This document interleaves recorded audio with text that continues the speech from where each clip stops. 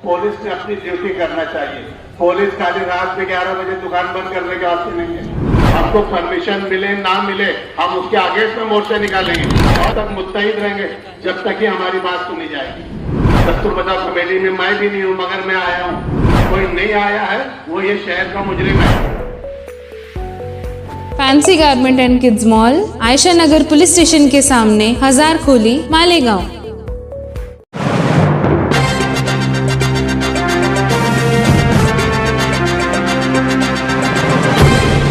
देखते रहिए the prime news Abdul Rahman के साथ।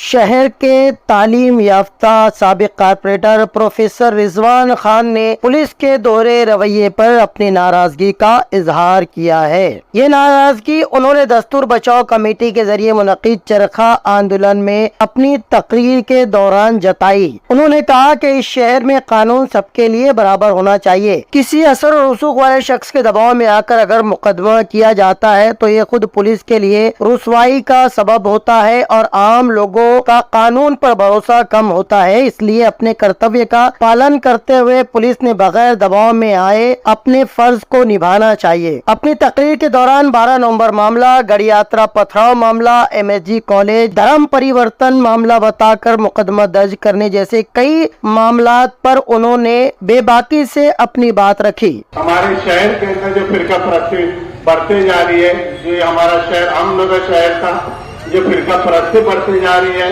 और जानबूझ के नदी के इस पार के लोगों को छेड़ा जा रहा है।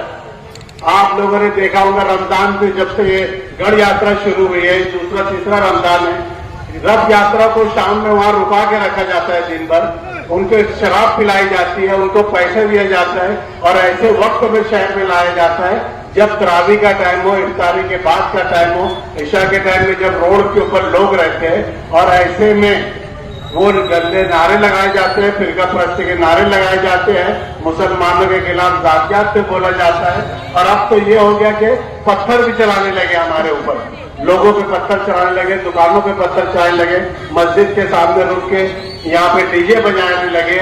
और ये सब चीज जो होती है, सबसे बुरी बात ये लगती है कि ये सब जो होता है पुलिस के छत्र छाया में होता है, पुलिस के साये में होते हैं, एसपी चलते हैं, उनके साथ में डिवाइस चलते हैं, उनके साथ में पुलिस चलते रहती है। हमको ये दो तरीके का कानून नहीं होना चाहिए, हिंदुस्तान में भी नहीं होना चाहिए और मालेगांव में तो हम बिल्कुल बर्दाश्त नहीं करेंगे।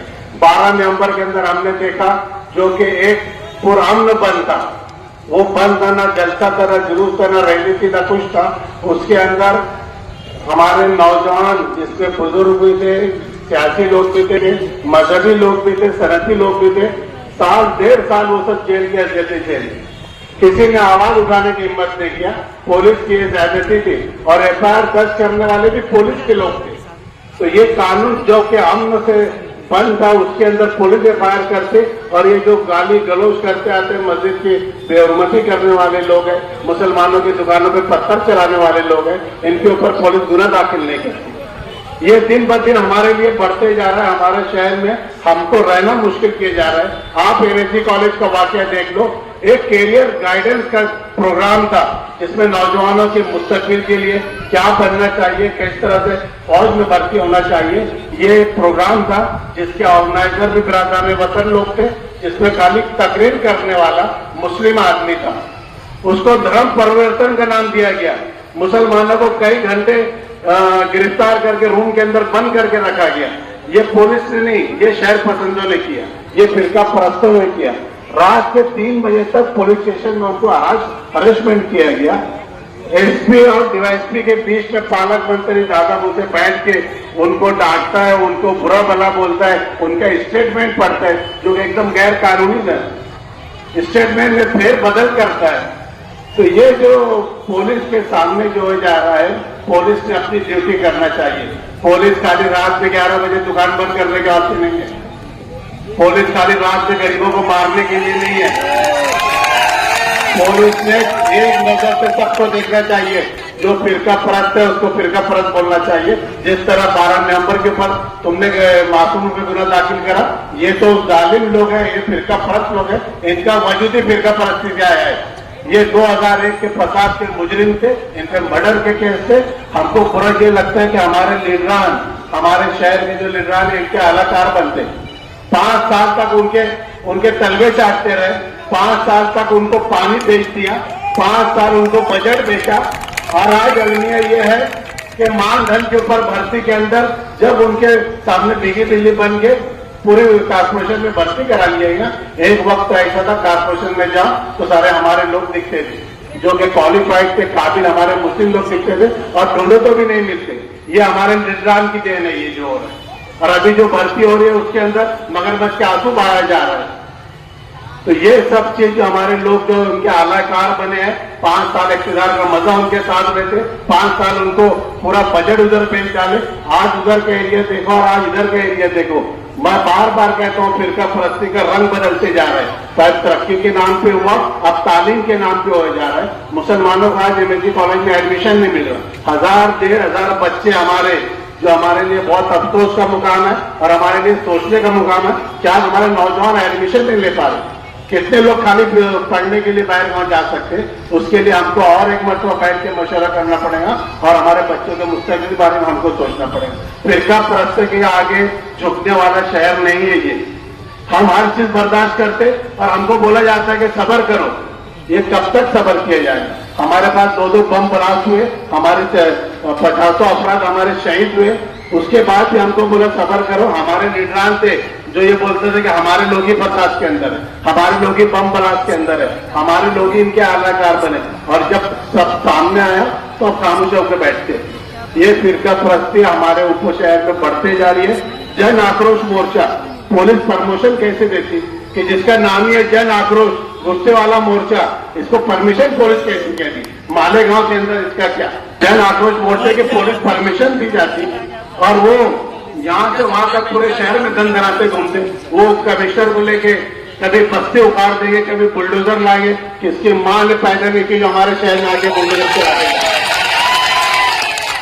हमारा तो ये है कि मुझे अफसोस ये हो रहा है कि एक वक्त ऐसा था कि नौजवान से लोग डर के आते नहीं थे हमारे शहर में। बड़े बड़े जो इनके फिरका परस्तों के रहनुमा थे, मालेगांव शहर में आते नहीं थे। आज उनकी इतनी हिम्मत हो रही कि हमारे किले पे चढ़ के बात करने लगे। ये पुलिस की वजह से हो रहा है। मैं फिर बोलूंगा, ये पुलिस जो दो रवैया रखी है, वो पालक मंत्री के सामने जाके भीगी बिल्ली बनने लगे, ये उसकी वजह से हो रहा है। और हमारे नौजवान, खास तौर से बोलूंगा, आप लोग ये डरना छोड़ दो। हम भूखे रहेंगे, प्यासे रहेंगे, तकलीफ उठाएंगे, मगर बेइज्जत होके कभी नहीं रहना है। बेइज्जत होके कभी नहीं रहना है और दूसरे शहरी बन के कभी नहीं रहना है। और जिसका एडमिशन नहीं हुआ है मुस्लिम बच्चों का एमएससी में, हम उसके लिए भी बात करेंगे, इंतजामिया से बात करेंगे और वक्त पड़ा तो उसके लिए भी तहरीक चलाएंगे। हमारा शहर तहरीक चलाने वाला है, हिंदुस्तान को राह दिखाने वाला हमारा शहर है। बाबरी मस्जिद की सबसे पहले तहरीक साथी न्याय अहमद साहब ने मालेगांव से शुरू किया और जो न्याय साहब बोले आखिर तक वही हुआ है। और यह ऐसा कोई भी जन आक्रोश मोर्चा इसके आगे मालेगांव में होगा, हमको परमिशन मिले ना मिले, हम उसके आगे से मोर्चे निकालेंगे और जन आक्रोश की मोर्चे निकालेंगे। ये अमन की बात और भाईचारा की बात अब ये बहुत हो गया, अभी आपको करना नहीं है। जो जैसी बात करेगा उससे अब वैसी बात की जाएंगी। वो जिस जबान में बात समझेगा अब उसको उसी जबान में बात की जाएगी। और एक नया चीज चालू हुआ, खास तौर पर पुलिस इंतजामिया को मैं बोलूंगा कि वो एरिया के अंदर एक नई चीज चालू हुई, लव जिहाद के नाम से। मुस्लिम नौजवान जो पढ़ने वाले हैं, जो अपने कैरियर में आगे जा रहे हैं, जो अच्छे खानदान के, वहां के लोग उनको हरेसमेंट कर रहे लव जिहाद के नाम पे कि हिंदू लड़कियों के साथ में इनके अफेयर है। कोई ऐसी बात नहीं है।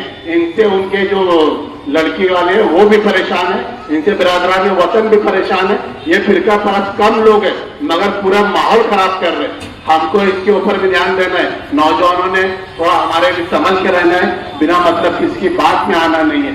और जब तक हम इत्तेहाद रहेंगे, जब तक मुत्तहिद रहेंगे, जब तक ही हमारी बात सुनी जाएगी। तुम अकेले रहेंगे, ये तो मैं तो हमेशा बोलूंगा ये तारीखी मजमा है जो बिना किसी मुफाद के खाली हमारी इज्जत के लिए आप लोग जमा हुए। दावत सबको दी गई थी। दावत ये गैर सियासी प्लेटफॉर्म था, दस्तूर बचाव कमेटी के उसके अंदर था। दस्तूर बचाव कमेटी में मैं भी नहीं हूं मगर मैं आया हूं क्योंकि हमारे शहर के लिए, हमारे नौजवानों के लिए, हमारे मर्द और खातून की इज्जत के लिए, इसलिए मैं आया हूं। तो हाँ, ये सबकी जिम्मेदारी थी कोई नहीं आया है वो ये शहर का मुजरिम है। मैं तो ये बात बोलूंगा, जो यहाँ पे नहीं आया है वो किसी भी सियासी जमात का हो, मजहबी जमात हो, सनती हो, जो यहाँ नहीं आया है वो मुजरिम है। जो मुंह छुपा के बैठने वाले घर में होगा, ऐसे लोगों की हमको जरूरत भी नहीं है। आगे जब भी इसके आगे 12 नवंबर का मामला हो या जन आक्रोश का मामला हो या एमएससी कॉलेज का मामला हो, हम सबको डट के उसका मुकाबला करना है।